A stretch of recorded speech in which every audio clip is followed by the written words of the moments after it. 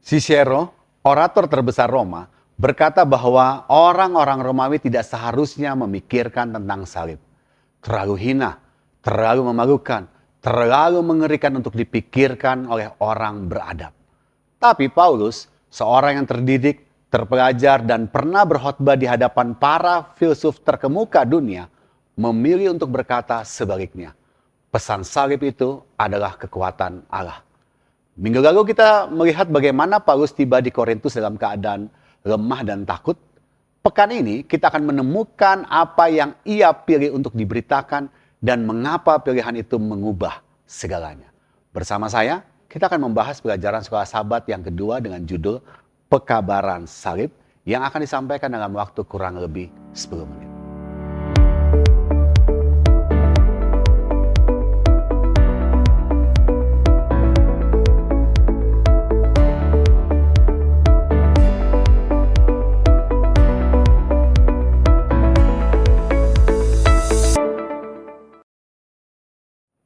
Hari Minggu dengan judul Injil Salib, di dalam 1 Korintus 2 ayat 2, Rasul Paulus mengeluarkan pernyataan yang paling radikal dalam seluruh tulisannya.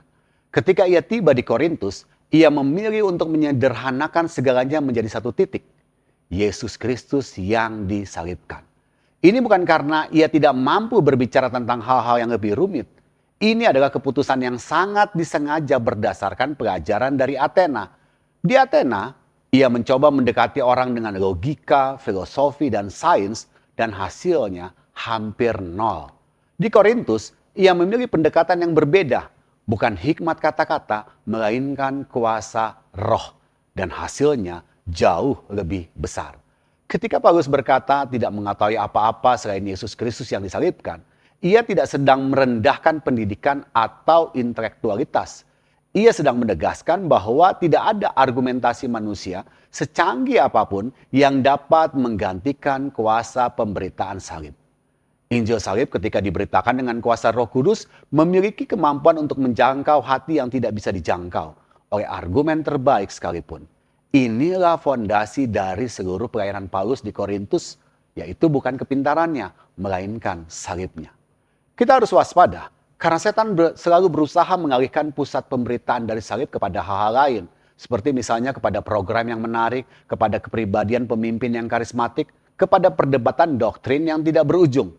Ketika salib tidak lagi menjadi pusat, jemaat kehilangan kekuatan dan perpecahan pun dimulai. Persis seperti yang terjadi di Korintus. Jangan biarkan hal apapun menggeser Kristus yang disalibkan dari pusat pemberitaan kita.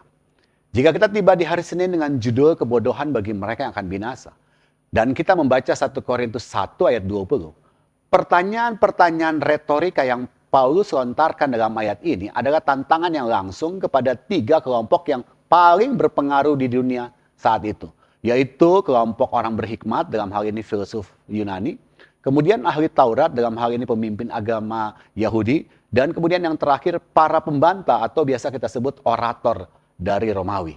Ketiga kelompok ini mewakili puncak hikmat manusia, intelektual terbaik yang dimiliki peradaban mereka. Dan Paulus dengan berani berkata, di mana mereka sekarang? Dengan segala hikmat dan pengetahuan mereka, apakah mereka berhasil menemukan Allah? Apakah mereka berhasil menyelesaikan masalah dosa, kematian, dan keterpisahan dari Allah? Jawabannya adalah tidak. Karena hikmat manusia, secanggih apapun, tidak mampu menjembatani jurang antara manusia berdosa dan Allah yang kudus. Yang dunia sebut hikmat seperti kecerdasan retorika, filosofi, atau status sosial, Allah sebut itu kebodohan. Karena semua itu gagal menyelamatkan jiwa. Yang dunia sebut kebodohan yaitu Yesus yang disalibkan oleh Roma, Allah menyebutnya sebagai kekuatan. Setan menipu manusia untuk percaya bahwa mereka dapat menemukan kebenaran, makna, dan keselamatan lewat hikmat mereka sendiri. Lewat ilmu pengetahuan, teknologi, filosofi, atau kemampuan manusia. Setan tidak perlu membuat orang jahat secara kasar. Cukup membuat mereka merasa pintar untuk tidak membutuhkan salib. Inilah kebohongan paling halus dan paling mematikan yang pernah ada. Jangan tertipu oleh keyakinan bahwa hikmatmu sendiri cukup untuk menyelamatkanmu. Dan di hari Selasa kita akan mempelajari kuasa bagi mereka yang diselamatkan. Dalam 1 Petrus 2 ayat 24, Ayat ini memberi kita gambaran yang paling konkret tentang apa yang sesungguhnya terjadi di atas salib. Kristus tidak hanya mati, ia memikul dosa kita. Kata Yunani yang digunakan merujuk pada tindakan aktif, yaitu mengangkat beban yang berat dan membawanya. Ini bukan gambaran Kristus sebagai korban pasif. Ini adalah gambaran Kristus sebagai pejuang aktif yang dengan sengaja mengambil hutang kita dan membayarnya dengan tubuhnya sendiri. Dalam terang ayat ini kita memahami mengapa Rasul Paulus menyebut salib sebagai kekuatan Allah.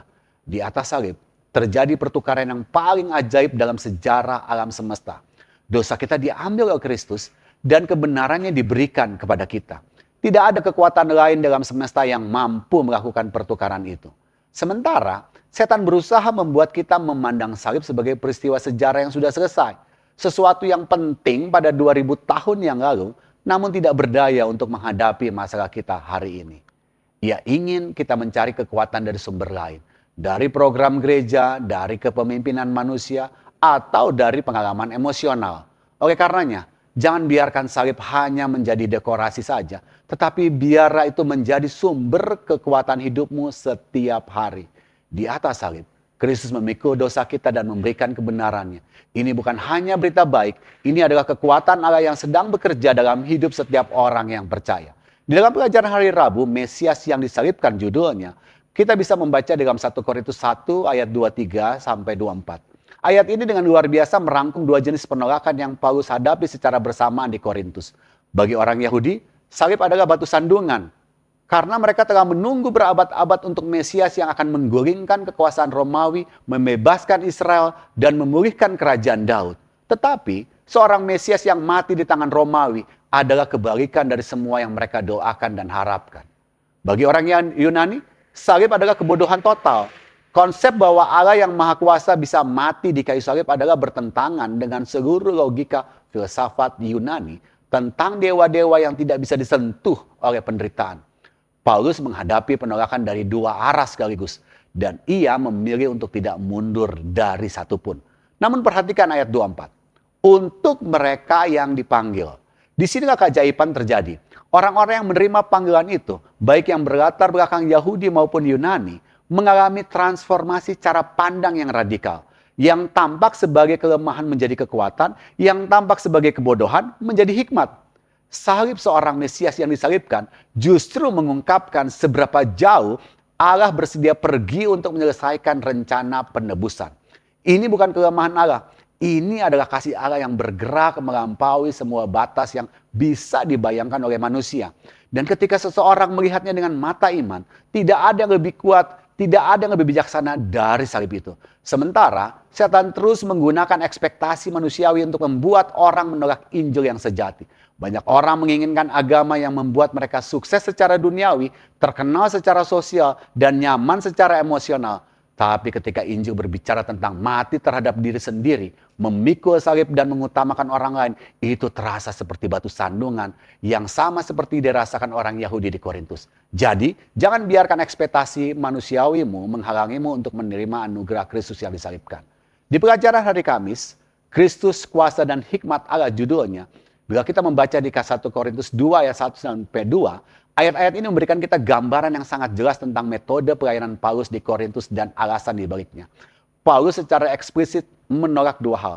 Kemegahan kata-kata. Maksudnya retorika Yunani yang memukau dan hikmat manusia, yaitu filosofi yang bisa membuat terkesan para intelektual. Ini adalah keputusan yang sangat berbiaya karena di Korintus retorika dan hikmat adalah mata uang sosial yang paling bernilai.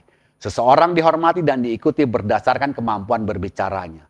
Dengan menolak kedua hal itu, Paulus secara sosial menempatkan dirinya di posisi yang tidak menguntungkan. Namun ia melakukannya dengan sengaja karena ia sudah belajar di Athena bahwa kuasa Injil tidak bergantung pada kecemerlangan manusia, tetapi pada penyertaan Roh Kudus. Apa yang bisa kita pelajari dari pelajaran kita sepanjang minggu ini? Saudara-saudara yang kekasih, hari ini kita telah berdiri bersama di kaki salib. Simbol yang paling dihina dunia, namun menjadi sumber hidup kita yang paling dalam. Dunia mungkin berkata bahwa salib adalah kebodohan. Filsafat mungkin tidak bisa menjelaskannya. Logika mungkin tidak sanggup memahaminya. Namun ada satu hal yang tidak bisa disangkal. Di atas salib itu, Allah membuktikan bahwa ia mengasihimu secara pribadi, secara mendalam, dan tanpa syarat.